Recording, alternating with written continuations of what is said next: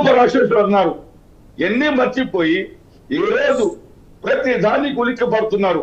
ఎందుకు అంటే ఈ రోజు టీడీపీ కూటమి ప్రభుత్వం పూర్తిగా విఫలం చెందినది అనే దాంట్లో ఎటువంటి అనుమానం లేదు. మీకెందుకు సార్ ఇంత ఉలికిపాటు? ఈ రోజు రాష్ట్రంలో జరుగుతున్న రావణ కష్టం గురించి ప్రశ్నిస్తే మీరెందుకు ఉలికి పడుతున్నారు? ఒప్పుకోండి, మాది రావణ కష్టం జరుగుతుంది, మాది రాక్షస పాలన, ఆంధ్రప్రదేశ్ లేనే లేదు, విద్యార్థులు బాధపడుతున్నారు, రైతులు బాధపడుతున్నారు అని ఒప్పుకోండి. ప్రతిదానికి చీటికి మాటికి లేనిదానికి ఉన్నదానికి ప్రతిసారి ఒకటే మాట, ఒకటే పార్టీ, ఒకటే మాట. ఇప్పుడు కొత్తగా ఒక ట్రెండ్ సృష్టించారు చంద్రబాబు నాయుడు గారు. వాళ్ళ మంత్రులకు ఎమ్మెల్యేలకు సందేశాలు ఇచ్చేశారు. ఏమని? వైఎస్ఆర్సీపీని అని పార్టీ గురించి మాట్లాడకూడదు, జగన్మోహన్ రెడ్డి గారి గురించి మాట్లాడకూడదు, కేవలం గొడ్డలి పార్టీ అనాలా. మేమంటున్నాం సార్, విపి బీపీ పార్టీ అని, వెన్నుపోటు బూడిద పార్టీ ఇది. VP BP party. Chandrababu Naidu గారు ప్రతి విషయానికి ఎందుకు భయపడుతున్నారు? మీరు అంత మంచివారైతే, మీరు అంత సుపరిపాలనైతే మీరు ఎందుకు భయపడుతున్నారు అనేది ప్రశ్న. ప్రతి దాంట్లో ఈ రోజు రాష్ట్రంలో జరుగుతున్న అన్యాయాల గురించి ప్రశ్నిస్తే జైలు కేసులు అరెస్టులు ఇదే పద్ధతి.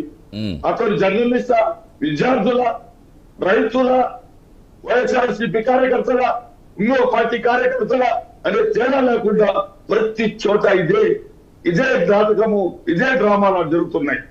అవును, వెళ్తారు సార్. ఒక ప్రతిపక్ష నాయకుడిగా, ఒక మాజీ ముఖ్యమంత్రిగా, ప్రధానమంత్రి ఎవరిని కలవాలి? ఈ రాష్ట్రంలో ఎవరు సార్ సుప్రీం? ప్రధానమంత్రి కలవాలి. ఎవరిని కలవాలి? అంటే దేనికి? అలా కాదు మోయినత్రి గారు, అంటే ఏ అంశాలు ఫోకస్ చేయబోతున్నారు?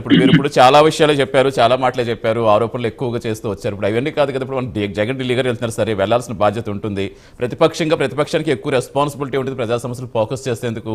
దేనికోసం వెళ్తారంటే ఏ అంశాలు ఫోకస్ చేయడానికి వెళ్తున్నారు? ప్రజా సమస్యలు వినిపించేందుకేనా?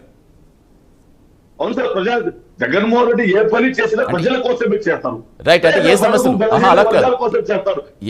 ఢిల్లీ వెళ్తున్నారు ఎందుకు సార్?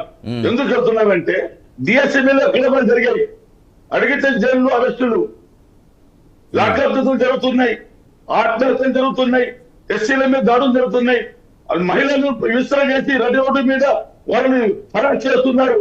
ఇన్ని జరుగుతూ ఉంటే ఒక ప్రతిపక్ష నాయకుడు ఇక్కడ చెప్తే ఇదే వాళ్ళు ఎవరు లేరు. ఇక్కడ మాత్రం ఎల్లో మీడియా మాత్రం ప్రతిరోజు చంద్రబాబు గురించి ఆహా ఓహో అంటుంది. అంటే చంద్రబాబు నాయుడు గారు ఏమి చేసినా ఓహో ఆహా, అది మంచి కానీ ఏదైనా చెడు కానీ ఏదైనా కానీ ఓహో ఆహా. మంచి అంటే చంద్రబాబు తెలియదు. మంచి అనే పదానికి